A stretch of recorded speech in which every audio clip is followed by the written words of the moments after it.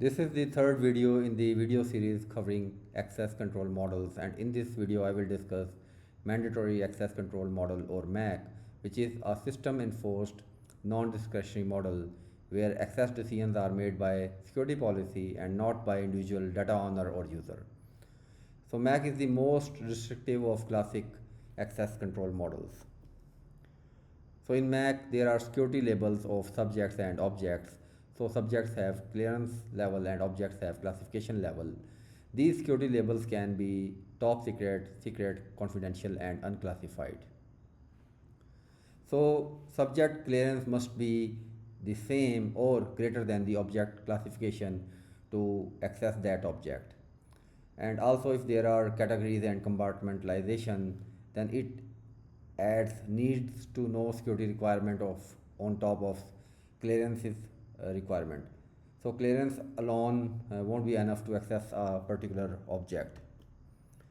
So MAC has a lattice-based structure where there are hierarchical and ordered level, and higher clearance includes the lower clearances. So if you have top secret clearance, then you can access the data of all other levels as well.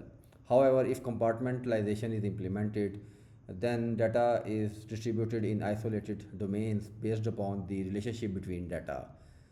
And if MAC is implemented in a hybrid model, then it is most restrictive because there are hierarchical level, and within each level there are internal compartments. So you need to have the required clearance and also the need to know to access a particular data or object. So MAC is a prohibitive model and not a permissive model, and there is implicitly everything is denied by default, and you have to allow explicitly access to objects. So MAC directly opposite to discretionary access control model where owner has the flexibility and control over the data. So MAC is rooted in formal models like Bell-LaPadula, which is a confidentiality model, and Biba, which is a integrity model. SELinux and AppArmor are real-world implementation of MAC. Moreover, you find MAC implementation in government and military setups. And private organization may also use the MAC with custom labels like confidential, private and sensitive data. One of the major weaknesses of MAC is it is very rigid, it is not flexible or scalable as compared to discretionary access control, and therefore there are high administrative overheads and it is expensive to implement. Moreover, there is a poor user experience because user cannot do anything on the system. They cannot install software, change any permission or add any other user.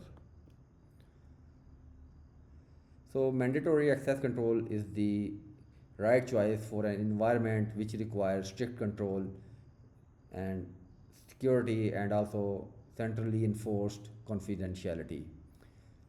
And it is a wrong choice if the scenario calls for openness, flexibility or low operational overhead. This was all. Thank you.